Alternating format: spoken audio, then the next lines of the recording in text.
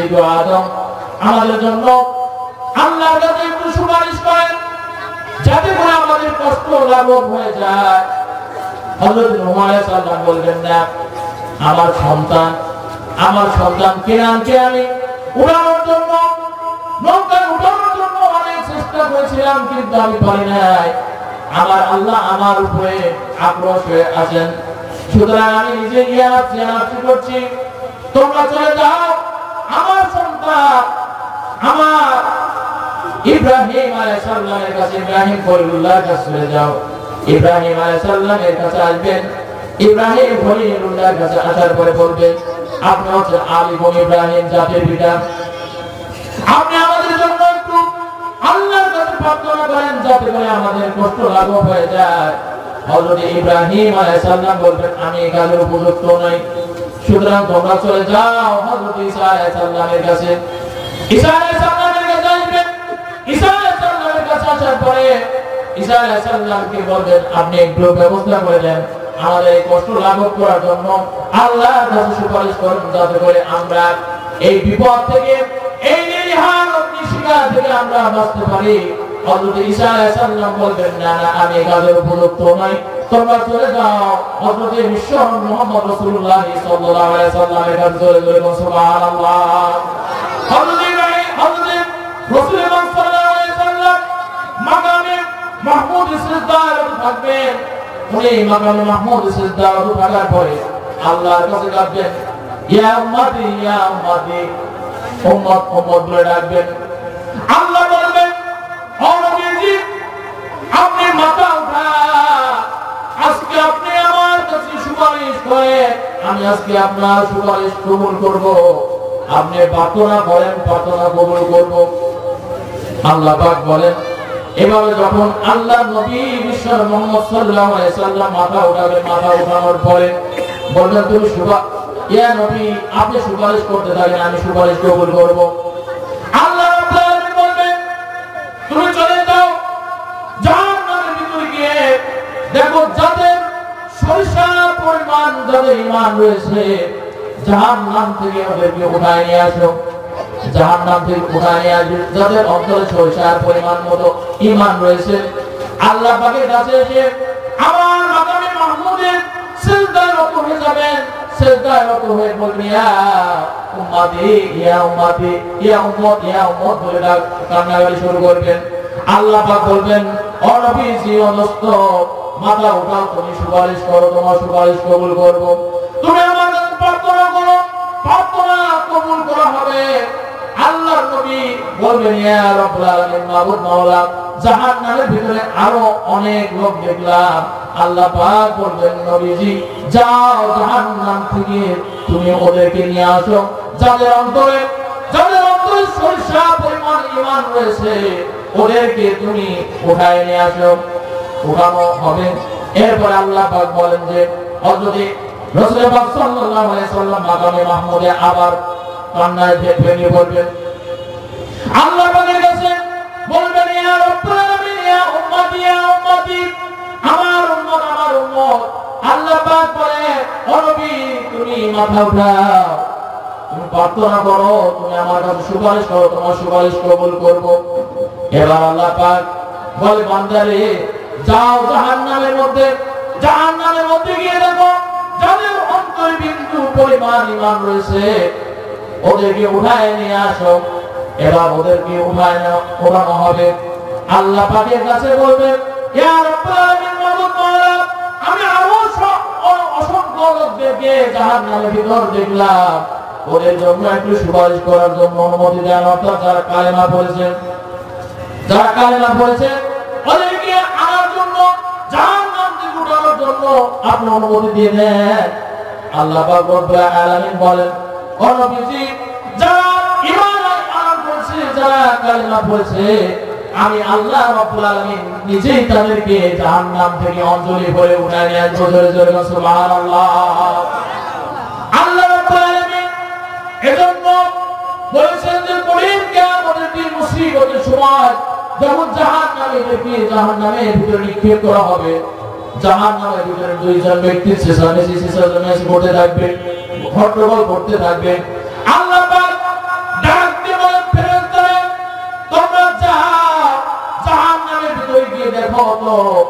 কারা গন্ডগোল ফাসাদ শুরু করে দিল, মারামারি শুরু করে দিল, একটু গিয়ে দেখো। ওই দুইজনের কাছে গিয়ে বলবে আল্লাহ পাক তোমাদেরকে ডেকেছে, চলো যাই। আল্লাহর কাছে এসে বলবে ইয়া রাব্বুল আলামিন, মাবুদ মাওলা কি জন্য ডেকেছেন? আল্লাহ বলবে তোমরা জাহান্নামের ভিতরে এরকম মারামারি করছো কেন? আজীবন তো মারামারি করে আসলে দুনিয়াতে, এখন জাহান্নামের ভিতরে এসে মারামারি করো। আল্লাহর কাছে বলছে ইয়া রাব্বুল আলামিন, মাবুদ মাওলা এজন্য আমরা হট্টগোল করছিলাম, এজন্য চেঁচামেচি করছিলাম যাতে করে আপনার রহমত, আপনার দয়া আমাদের উপরে পড়বে, আর ওই রহমতের ওসিলা করে আমরা সুখময় জান্নাতে চলে যাব। জোরে জোরে সুবহানাল্লাহ। আল্লাহ পাকের কাছে বলেন আপনার করুণা, আপনার দয়ার অপেক্ষায় আছি। আল্লাহ পাক ডাকতে বলে বান্দা তোমাদের উপরে আমার করুণা, তোমাদের প্রতি আমার দয়া, এটাই যে তোমরা যেখানে ছিলে ওই জায়গায় আমার চলে যাও। একজন ব্যক্তি চিন্তা করবে কোনদিন তো সালাত পড়ি নাই, কোনদিন তো ভালো কাজ করি নাই, আল্লাহর দিনে আল্লাহর জমিনে আজকে যেহেতু বলতেছে আল্লাহ রাব্বুল আলামিন, আজকে আর আল্লাহর হুকুম অমান্য করবে না। সুতরাং ওই ব্যক্তি একটা দৌড় দিবে, দৌড়ে গিয়ে জাহান্নামের ভিতরে নিজেকে নিক্ষিপ্ত করে দিবে। আল্লাহ পাক বলে বান্দা ও ফেরেশতা যাও, ওই জাহান্নামকে করে দাও, এই ব্যক্তির জন্য সুখময় যেন হয়ে যাক, শান্তি এবং নিরাপদ হয়ে যাক। জোরে জোরে সুবহানাল্লাহ। আর যে ব্যক্তি আল্লাহর দণ্ডায়মান হয়ে থাকবে, আল্লাহ পাক ডাকতে বলবেন বান্দা একজন তো দৌড়ে চলে গেল, জাহান্নামের ভিতরে নিজেকে নিক্ষিপ্ত করে দিয়েছে, তুমি আবার এভাবে কিভাবে দাঁড়ায় আছো? কি হয়েছে তোমার? কি চাও? বলে আল্লাহ আমি তোমার দয়ার অপেক্ষায় আছি। আমি চিন্তা করছিলাম একবার যখন জাহান্নাম থেকে বের হয়ে আসবো, আপনি দয়ালু, আপনি রহমান রহিম গফুর নামে ওসিলা করে ক্ষমা করে দিবেন। আল্লাহ আপনার রহমতের আশা করছিলাম। আল্লাহ পাক বলে বান্দারে তুই যেহেতু তোর অন্তরের ভিতরে এরা জাগ্রত হয়েছে, যা আমি আল্লাহ পাক তোকে ক্ষমা করে দিলাম। জোরে জোরে সুবহানাল্লাহ। আল্লাহ রাব্বুল আলামিন আল্লাহ রাসূলের সাহাবীরা জিজ্ঞাসা করলেন ইয়া রাসূলুল্লাহ, ইয়া হাবিবাল্লাহ, কঠিন কিয়ামতের দিন মুসিবতের সময় মানুষের সাথে আল্লাহ কথা বলবে, আমরা কি সকলে এইভাবে করে আল্লাহকে দেখতে পারবো নাকি? সাহাবীরা জিজ্ঞাসা করলেন আমরা কি আল্লাহকে দেখতে পারবো নাকি? কারণ আদম আলাইহিস সালাম থেকে শুরু করে কিয়ামত পর্যন্ত লক্ষ কোটি কোটি উম্মত আসবে। এই লক্ষ কোটি কোটি মানুষের ভিতরে আমরা ভিড় ঠেলে কিভাবে আল্লাহকে দেখতে পারবো? আল্লাহর নবী বললেন ও সাহাবীরা শোনো, তোমরা কি মেঘমুক্ত মেঘশূন্য আকাশে দ্বিপ্রহরের সময় তোমরা কি সূর্য দেখতে তোমরা কি ভিড় জমাও নাকি? সাহাবীরা বলছেন ইয়া রাসূলুল্লাহ, ইয়া হাবিবাল্লাহ, না না, আমরা তো ভিড় জমাই না, সূর্য দেখতে ভিড় জমাই না।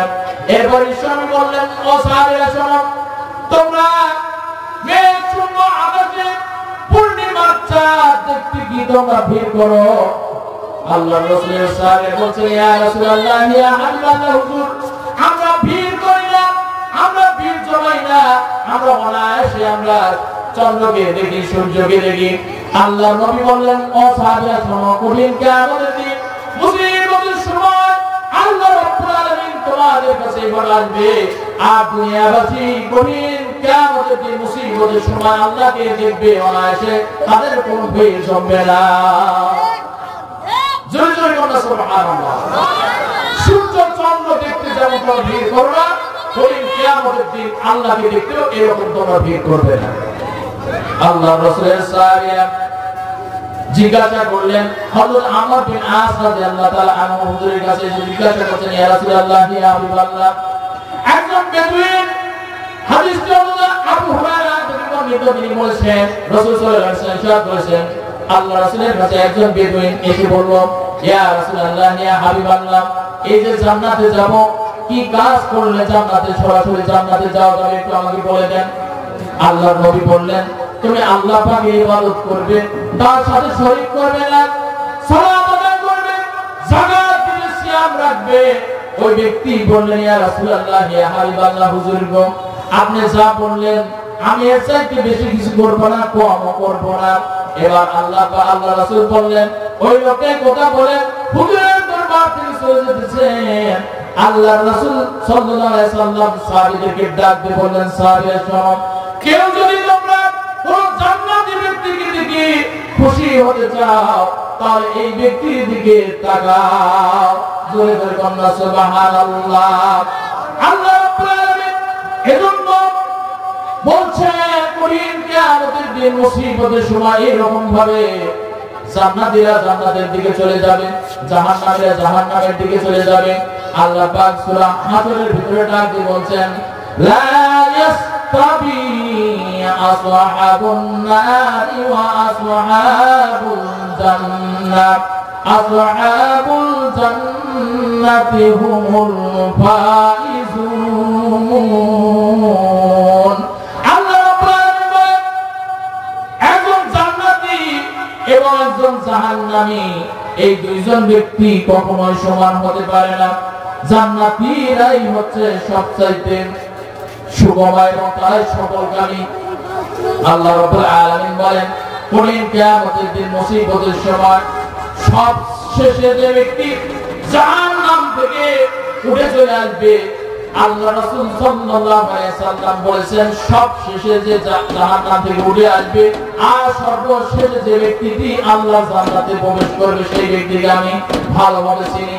আল্লাহ রাসূল সাল্লাল্লাহু আলাইহি সাল্লাম বলেন, যখন একজন ব্যক্তি সর্বশেষ জাহান্নামী এবং সর্বশেষ জান্নাতি আপনার জাহান্নাম থেকে হামাগুড়ি দিতে দিতে আসবে, কখনো পড়ে যাবে, কখনো আবার উঠবে, কোমরটা সোজা করবে, আবার পড়ে যাবে, এভাবে করে যখন সে জাহান্নামের দ্বার প্রান্তে এসে উপনীত হবে, আল্লাহ পাকের কাছে ডাক দিয়ে বলবে, ইয়া রাব্বুল আলামিন, মাবুদ মাওলা, জাহান্নামের লেলিহান অগ্নি শিকার করেছিলাম আল্লাহ, এই জাহান্নামের লেলিহান অগ্নি শিকার দিক থেকে যদি মুখটা ঘোরায়া আমাকে জান্নাতে মুখী করে দিতে জীবনটা ধন্য হয়ে যেত।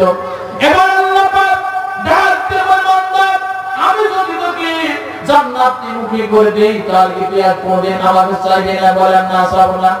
আল্লাহ পাক তাকে তার মুখটা ঘোরায়া জান্নাতে মুখী করে দেন এবং একটা বৃক্ষ দেখা যায়। আল্লাহর কাছে ডাক দিয়ে বলে, আল্লাহ ওই বৃক্ষের কাছে যদি আমাকে একটু নিতেন, আমি ওই ঝর্ণার পানি পান করতাম এবং সেখানে আমি গিয়ে আমি আরাম আয়েশ নিতাম। আল্লাহ পাক বলে, বান্দারে, যদি তুমি ওই গাছের কাছে নেই তাহলে তুই আর আমার কাছে কিছু চাইবে না? বলে, আমি আর কিছু চাইবো না। এবার ওই আল্লাহর বান্দাকে সর্বশেষ যে ব্যক্তি জান্নাতি হবে ওই ব্যক্তিকে ওই বৃক্ষের কাছে নেওয়া হবে। কত কাল যে ওই বৃক্ষের কাছে থাকবে আল্লাহ পাক বেশি ভালো জানেন। আল্লাহ রাব্বুল আলামিনের বান্দা এভাবে কত কাল যে থাকবে ওই বৃক্ষের কাছে। এরপরে আবার আরেকটি বৃক্ষ দেখা যাবে, ওই বৃক্ষটিকে এই ব্যক্তি বলবে, আরে এতদিন পর্যন্ত যে বৃক্ষের কাছে ছিলাম, যে পানি পান করেছি, যে পানি খেয়েছি, এই পানির চাইতে এই গাছের চাইতে হাজারো গুণে বেশি উন্নত সামনের গাছটি। আল্লাহ বলবে, আল্লাহ আমাকে একটু সামনের গাছের কাছে দিতে আমার জীবনটা ধন্য হয়ে যেত। আল্লাহ পাক বলে, বান্দা, আমি যদি তোকে ওই গাছের কাছে নেই তাহলে কি তুই আর আমার কাছে চাইবি না কোনো কিছু? বলছে, না ইয়া রাব্বুল আলামিন, মাবুদ মাওলা, আর কিছু যাব না। এবার ওই সামনের গাছের কাছে নেওয়া হবে। সামনের গাছের কাছে কত কাল থাকবে, কত কাল আল্লাহ পাক রাখবেন, আল্লাহ পাকই ভালো জানেন। আমার ভাইরা, সামনে ওই গাছের কাছে যাওয়ার পর জান্নাত থেকে চেঁচামেচি তার কানের ভিতরে চলে আসবে, জান্নাতের কোলাহল তার কানের ভিতরে চলে আসবে।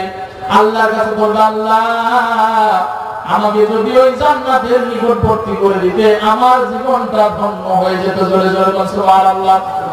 এবার আল্লাহ পাক বলবে, বান্দা, কোনো কিছুতেই তো মন ভরে না, আমি আল্লাহ পাক তোকে ওই জান্নাতের কাছে যাওয়ার জন্য অনুমতি দিয়ে দিচ্ছি। জান্নাতের নিকটবর্তী হয়ে যাবে, সেখানে গিয়ে দেখবে জান্নাতটা সমস্ত জান্নাতি লোক দিয়ে পরিপূর্ণ হয়ে গেছে। আল্লাহর কাছে এসে জিজ্ঞাসা করবে, ইয়া রাব্বুল আলামিন, মাবুদ, আমি জাহান্নামের ভিতরে ছিলাম, আজকে আমাকে আমার সাথে আপনি উপহার করতেছেন। আল্লাহ, জান্নাতের ভিতরে গিয়ে দেখলাম আমি এই অধমের জন্য একটুকু জায়গাও খালি নাই, আমি এদিকে আসলাম। আল্লাহ বলে, বান্দারে, যাও, তোমার জন্য আমি আল্লাহ পাক তুমি যে দুনিয়াতে ছিলে এইরকম 10 দুনিয়া সমান জান্নাত আমি আল্লাহ পাক দান করলাম। জোরে জোরে সুবহানাল্লাহ। আল্লাহ পাক এজন্য বলছেন ভাই কঠিন কিয়ামতের দিন মুসিবত খুব কঠিন অবস্থা, সুতরাং ওই কঠিন জায়গায় যদি আপনি যেতে চান, ওই জায়গায় যেতে চাইলে আপনাকে অবশ্যই কাজ করতে হবে, ভালো কাজ করতে হবে। আর এই ভালো কাজের জন্য আপনাকে সালাত আদায় করতে হবে, যাকাত দিতে হবে। হবে কি হবে না?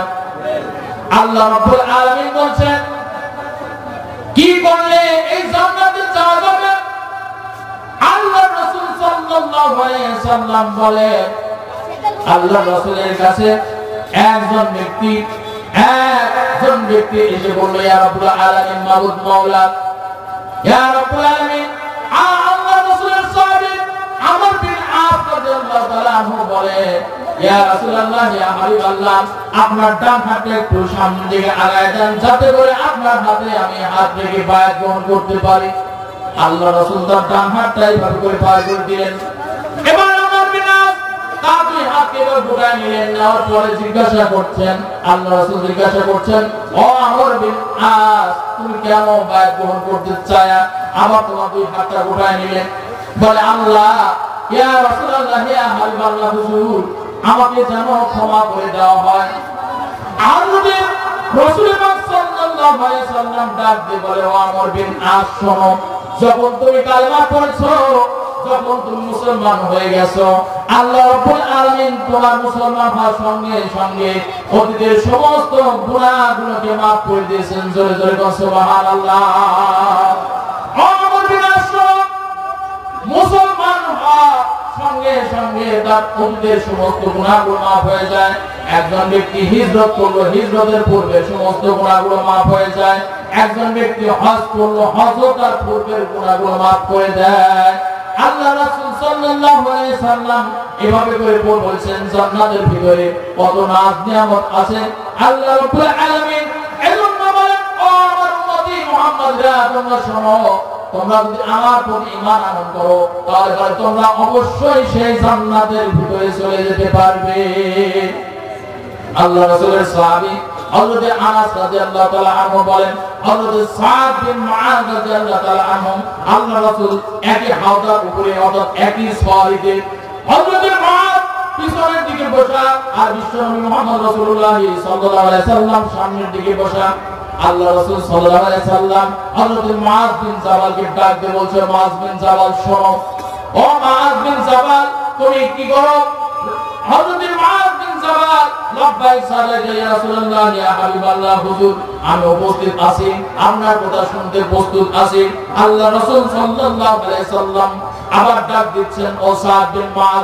আল্লাহ রাসূলের সাহাবী ডাক দিয়ে বলছেন, ইয়া রাসূলুল্লাহ, ইয়া হাবিবাল্লাহ, হযরত সাদ প্রস্তুত আছে এবং আপনার কথা শুনতে রাজি। আবার বলছেন, ও সাদ বিন মুআয। এবার হুজুরের কাছে বলছে, হুজুর, আমি প্রস্তুত আছি এবং শুনতে রাজি আছি। আল্লাহর নবী বললেন, ও সাদ বিন মুআয রে, যে ব্যক্তি মনে প্রাণে বলবে লা ইলাহা ইল্লাল্লাহ, লা ইলাহা ইল্লাল্লাহ, যে ব্যক্তি এই কালেমার সাক্ষ্য দিয়ে দিবে, আমার আল্লাহ সরাসরি ওই ব্যক্তিকে জান্নাত দান করবেন। জোরে জোরে সুবহানাল্লাহ। আল্লাহর নবী এই কথা বলার সঙ্গে সঙ্গে হযরত সাদ বিন মুআয ডাক দিয়ে বলছেন, ইয়া রাব্বুল আলামিন, ইয়া রাসূলুল্লাহ, ইয়া হাবিবাল্লাহ, হুজুর গো, আপনি যে কথাটি বললেন এই কথাটি কি মানুষের কাছে প্রচার করে দিব নাকি?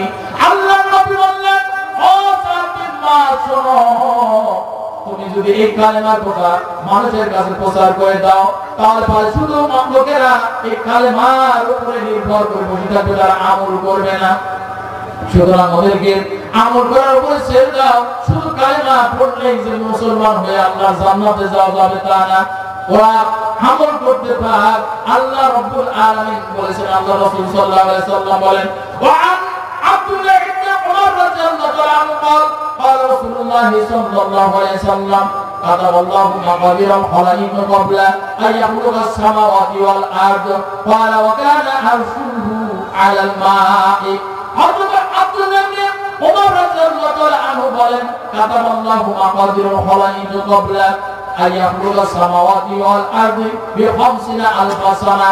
মানব সৃষ্টি পৃথিবীর আসমান জমিন সৃষ্টির 50,000 বছর পূর্বে আমার আল্লাহ তাকদীরকে ভাগ্যলিপিকে আল্লাহ পাক আগে সৃষ্টি করেছেন। এরপর তাকদীর লিপিকে সৃষ্টি করলেন। আল্লাহ রাব্বুল আলামিনের রাসূল বলেন ক্বালা ওয়া কানা আরশুহু আলাল মাই। যখন আল্লাহ পাক মানুষের তাকদীর মানুষের ভাগ্যলিপি নির্ধারণ করলেন, এই ভাগ্যলিপি নির্ধারণ করার সময় এই আরশটা ছিল পানির উপরে ভাসমান। সুবহানাল্লাহ। আল্লাহ পাক বলেন ও দুনিয়ার বান্দারা তোমরা যারা আছো লা তাকনাতু মির রাহমাতিল্লাহ, তোমরা আমার রহমত থেকে নিরাশ হয়ে যেও না।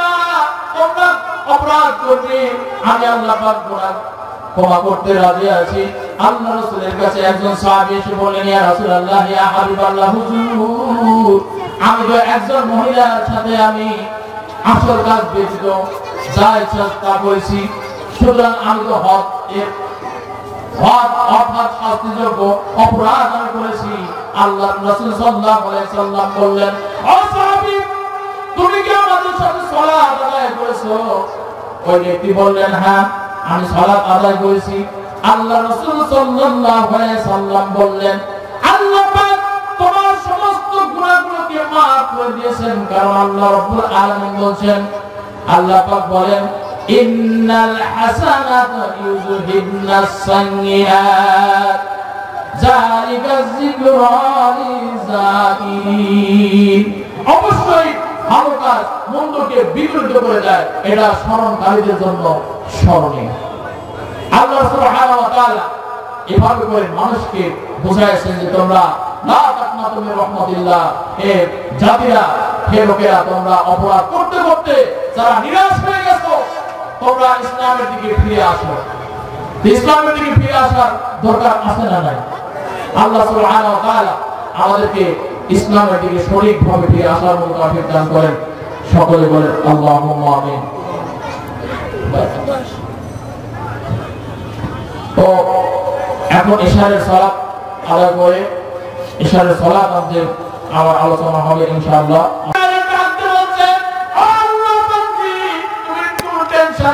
চিন্তা করো না, তুমি যদি আত্মসমর্পণ করো, তুমি যদি ইসলামের দিকে ফিরে আসো, আমার আল্লাহ পাক তোমার অপরাধ তোমাকে ক্ষমা করে দিবেন। জোরে জোরে সুবহানাল্লাহ। আল্লাহর একজন বান্দা সারা জীবন ভালো কাজ করে নাই, মন্দ কাজ করেছে, সারা জীবন মন্দ কাজ করেছে, করতে করতে জীবনটা ক্ষয় করে দিয়েছে, মুরব্বী হয়ে গেছে। এখন চিন্তা করতেছে আহারে আমি যদি মারা যাই আমার কি অবস্থা হবে। আল্লাহর ওই বান্দা আল্লাহর রাসূলের কাছে এসে বলছে ইয়া রাসূলুল্লাহ ইয়া হাবিবাল্লাহ হুজুর, জীবনে আমি এত অন্যায় করেছি, আমার একজনের অপরাধের শাস্তি, আমার একজনের অপরাধ সব পৃথিবীর মানুষের কাছে যদি ভাগ করে দেওয়া হয় সমস্ত মানুষকে ডুবায় ছাড়বে, এত গুনাহ আমি করেছি, সুতরাং আমার এই গুনাহ মাফ হবে নাকি? আল্লাহ রাসূল সাল্লাল্লাহু আলাইহি সাল্লাম বললেন আল্লাহর বান্দা তুমি কি কালেমা পড়েছো? ওই ব্যক্তি বলছেন হ্যাঁ আমি কালেমা পড়েছি। আশহাদু আল্লা ইলাহা ইল্লাল্লাহু ওয়াহদাহু লা শারীকা লাহু ওয়া আশহাদু আন্না মুহাম্মাদান আবদুহু ওয়া রাসূলুহু। আমার সকলে পড়েন আশহাদু আল্লা ইলাহা ইল্লাল্লাহু ওয়াহদাহু লা শারীকা লাহু ওয়া আশহাদু আন্না মুহাম্মাদান আবদুহু ওয়া রাসূলুহু। ওই ব্যক্তি বললেন আমি সাক্ষ্য দিচ্ছি যে আল্লাহ ছাড়া কোনো মাবুদ নাই আর মুহাম্মদ সাল্লাল্লাহু আলাইহি সাল্লাম উনি আল্লাহর বান্দা এবং প্রেরিত রাসূল। এই কথা বলে যখন সাক্ষ্য দিল, আল্লাহর নবী বলে ও আল্লাহর বান্দা শোনো, তুমি যখন ইসলাম ধর্মে দীক্ষিত হয়েছো, কালেমা পড়েছো, আল্লাহকে সাক্ষী হিসেবে মেনে নিয়েছো, তুমি যখন আত্মসমর্পণ করেছো, আল্লাহ রাব্বুল আলামিন তোমার অতীতের সমস্ত গুনাহগুলোকে মাফ করে দিয়েছেন। জোরে জোরে সুবহানাল্লাহ। শুধু মাফ করেন নাই, আরো কি করেছেন? আল্লাহর রাসূল সাল্লাল্লাহু আলাইহি সাল্লাম বলেন ফাউলাইকা ইউবাদদিলুল্লাহু সাইয়্যাতিহিম হাসানাত। তোমার যত অন্যায় অপরাধ ছিল, অন্যায় অপরাধকে আমি আল্লাহ রাব্বুল আলামিন মাফ করে দিয়েছি। জোরে জোরে কন্যা সুবহানাল্লাহ। আল্লাহ রাসূল সাল্লাল্লাহু আলাইহি সাল্লামের কাছে একজন সাহাবী এসে বলছেন, ইয়া রাসূলুল্লাহ, ইয়া হাবিবাল্লাহ, হুজুর গো, আমি মদিনার একেবারে শেষ প্রান্তে একজন মহিলার সাথে আমি রসায়ন করেছি, আসল কামেল আমি সব কিছু করেছি, আমি হদ উপযুক্ত শাস্তির কাজ করে ফেলেছি। আল্লাহ, ইয়া রাসূলুল্লাহ, ইয়া হাবিবাল্লাহ, আমাকে শাস্তি দেন, আমার এই গুনাহ মাফ হবে নাকি? আল্লাহ পাক এই কথা আল্লাহর বান্দা এই কথা বলছিলেন। হযরত ওমর রাদিয়াল্লাহু তাআলা বললেন, আল্লাহ পাক তোমার অপরাধকে মিটায় দিতেন, আল্লাহ পাক তোমার অপরাধকে গোপন রেখেছিলেন না, তুমি সেটাকে প্রকাশ করে দিলেন। এইভাবে বারবার এই কথাগুলো বলছিলেন হুজুরের কাছে। আবার ওই ব্যক্তি বলেন, ইয়া রাসূলুল্লাহ, ইয়া হাবিবাল্লাহ, হজ্জের উপযুক্ত আমি শাস্তির যোগ্য অপরাধ করেছি, সুতরাং আপনি আমার প্রতি শাস্তি প্রয়োগ করুন। আল্লাহ রাসূল সাল্লাল্লাহু আলাইহি ওয়াসাল্লাম এইগুলো বলতেছেন, এমন সময় আল্লাহ পাক নাযিল করেন কোরআনের আয়াত সূরা হুদের ভিতরে। আল্লাহ রাব্বুল আলামিন বলেন, ওয়াকিমিস সালাতা তারাফাইন নাহারা ওয়া যুলাফাম মিনাল লাইল ইন্নাল হাসানাত ইউযহিবুনাস সাইয়্যাত যালিকা যিকরা লিয-যাকিরিন। আল্লাহ পাক ডাকতে বলে, তোমরা দিবসের উভয় প্রান্তে সালাত আদায় করো এবং রাতের কিয়দাংশে বলিতেও তোমরা রাতে কিছু অংশ সালাত আদায় করো। নিশ্চয়ই ভালো কাজ পূর্ণ কাজ মন্দ কাজকে বিরোধ করে যায়। যালিকা যিকরা লিয-যাকিরিন, এরা অবশ্যই উপদেশ গ্রহণকারীদের জন্য উপদেশ। সাহাবীরা জিজ্ঞাসা করলেন, ইয়া রাসূলুল্লাহ, ইয়া হাবিবাল্লাহ, এই আয়াতটা কি শুধু আপনার এই সাহাবীর জন্য প্রযোজ্য নাকি? বলে, না না, আমার যে কোনো বান্দা যারা এই কাজ করবে এবং সালাত আদায় করবে এবং তারা রাতে দাঁড়ায়া দাঁড়ায়া আল্লাহ পাকের ইবাদত করবে, সমস্ত আমার উম্মতি মুহাম্মাদের জন্য এটা খাস। জোরে জোরে সুবহানাল্লাহ। এজন্য আল্লাহ পাক বলেন, ইয়া আইয়াতুহান নাফসুল মুতমাইন্না তুরজিই ইলা রাব্বিকি রাদিয়াতাম মারজিয়া ফাদখুলি ফি ইবাদি ওয়াদখুলি জান্নাতি।